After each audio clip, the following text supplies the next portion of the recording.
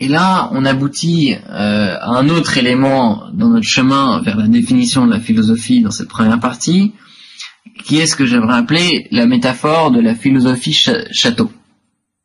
Qu'est-ce que j'ai envie de dire par là?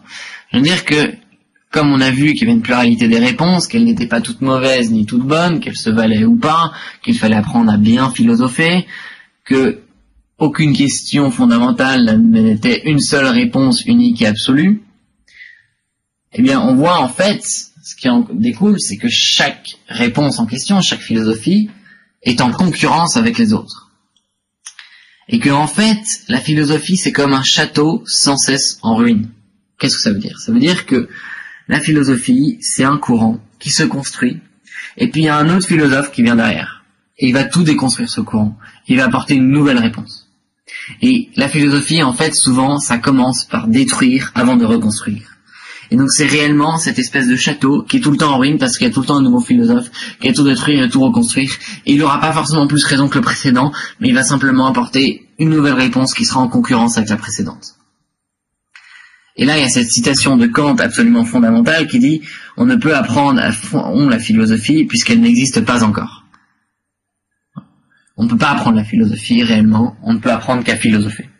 Parce qu'il n'y a pas de philosophie en soi, il n'y a que des philosophies qui se combattent, qui sont en concurrence, qui se détruisent et se reconstruisent, une espèce de château sans cesse en ruine qu'on ne peut même pas admirer, et en fait on ne peut qu'apprendre à philosopher à partir de ces auteurs et de ces courants, pour nous-mêmes tenter d'apporter des réponses, compiler des réponses dans une dissertation, réfléchir autour de textes, et faire soi-même son chemin en raison dans notre propre vie, et de notre propre réflexion vis-à-vis du monde.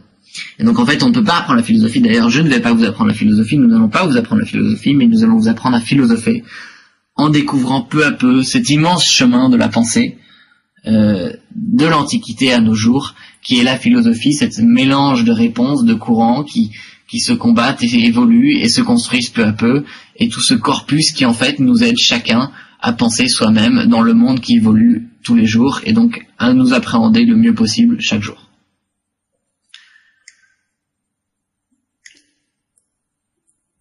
Et là, on a ce problème que je pense vous avez tous demandé en m'écoutant, c'est mais dans ce cas, si toutes les réponses sont en concurrence, y a-t-il une vérité accessible? Peut-on trouver une réponse vraie et absolue?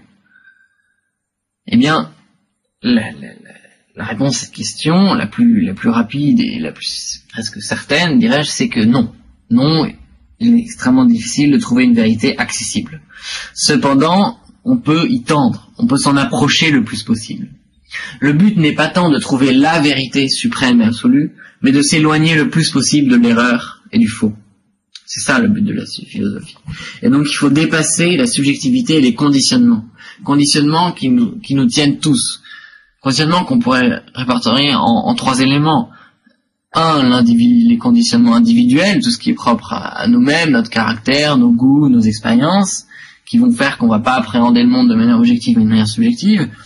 Deux, les conditionnements dus à notre groupe, disons par exemple social ou même d'époque. Est-ce qu'on est français? Est-ce qu'on est plutôt bourgeois ou plutôt issu d'une classe populaire? Est-ce qu'on a une intelligence, on est issu d'une culture sur les livres ou sur le savoir plus pratique, etc., etc. Et enfin, les conditionnements encore plus général et plus immense, c'est le conditionnement humain, c'est-à-dire que les conditionnements, les caractéristiques qui sont partagées par tous les hommes, telles que notre forme de raison, qui est une forme de raison, et qu'on ne peut pas dépasser, qui est celle humaine. Et c'est aussi un conditionnement dans lequel, c'est aussi un prisme dans lequel on appréhende le réel, qu'on ne peut pas dépasser. Donc le but de la philosophie, c'est réellement s'éloigner le plus possible de tous ces conditionnements pour trouver la réponse, peut-être pas la vraie réponse, mais la réponse la plus vraie possible. Et donc ainsi, sur quoi se fonder universellement pour s'éloigner de ces conditionnements? Eh bien évidemment, il reste le réel que l'on peut appréhender à travers notre raison, à travers notre raisonnement logique. Et c'est ce critère d'objectivité, c'est ce réel qui va nous permettre de philosopher en fait. Et donc c'est là qu'on aperçoit au terme de cette définition toute la difficulté de philosopher, toute la difficulté de la philosophie, car il est extrêmement difficile pour l'homme de bien saisir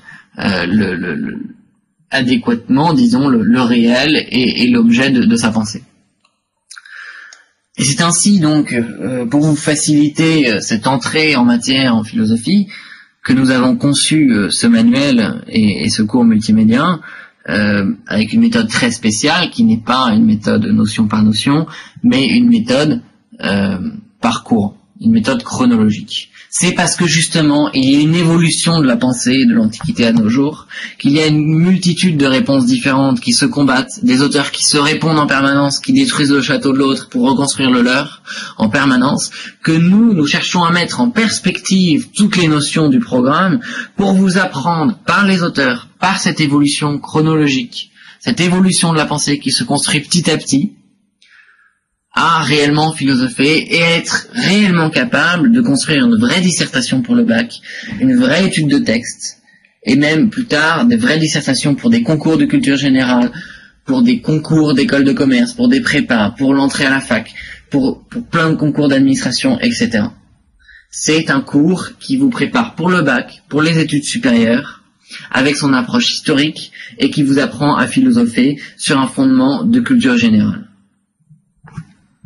Et n'ayez pas peur, les notions sont toutes traitées, simplement elles ne sont pas traitées d'une manière en boîte, par catégorie, une notion puis après l'autre, on pioche dans tout le corpus de pensée de l'Antiquité à nos jours. Non, elles sont traitées, presque dirais-je dans l'ordre quasiment, elles sont traitées en fait au sein de chaque paradigme de pensée. Nous abordons les notions du programme, et donc en fait nous les abordons plusieurs fois au cours de l'année, et on apprend à penser une notion de plusieurs manières différentes. Et c'est ça qui fait en fait la qualité suprême de ce cours, ce qui fait qu'à la fin, vous êtes capable de penser une notion de plusieurs manières différentes, grâce à plusieurs auteurs, à plusieurs courants, et vous avez un bagage de culture générale et de culture philosophique extrêmement considérable, qui vous permet de réellement philosopher, de réussir en philosophie, d'écrire une excellente dissertation, et un excellent commentaire de texte, avec une grande facilité, parce que vous avez appris au cours de ce cours à philosopher par vous-même à travers les différentes réponses des différents auteurs au cours de notre cheminement. Donc le cheminement après ce grand 1, qu'est-ce que la philosophie? C'est donc grand 2 les anciens, donc l'Antiquité avec le miracle grec. Grand 3, nouveau moment, nouveau paradigme, le Moyen-Âge avec l'entrée dans l'humanisme et dans le temps des religions, des monothéismes, qui apporte une révolution de la pensée considérable. Le moment suivant que l'on va étudier, paradigme suivant, ce sont les Lumières, avec là une réflexion extrêmement considérable sur la liberté, l'égalité et un peu la sortie de la religion qui à nouveau apporte un mouvement de la pensée extrêmement important, une nouvelle révolution. Et enfin le 5e moment qui suit les Lumières, c'est donc cette entrée directe dans la modernité avec ses propres critiques de la modernité. C'est en fait toute la réflexion qui se continue aujourd'hui sur l'individu et la société. Voilà, alors à la fin pour le bac vous allez trouver un récapitulatif par notion. Vous allez trouver un point méthodologie pour la dissertation et le commentaire de texte, afin de réussir parfaitement votre épreuve, et vous allez aussi trouver un supplément en culture générale pour approfondir le programme de l'année si vous avez le temps, ou simplement pour préparer vos études supérieures l'été ou au cours de l'année, que ce soit fac, prépa ou même IEP ou encore école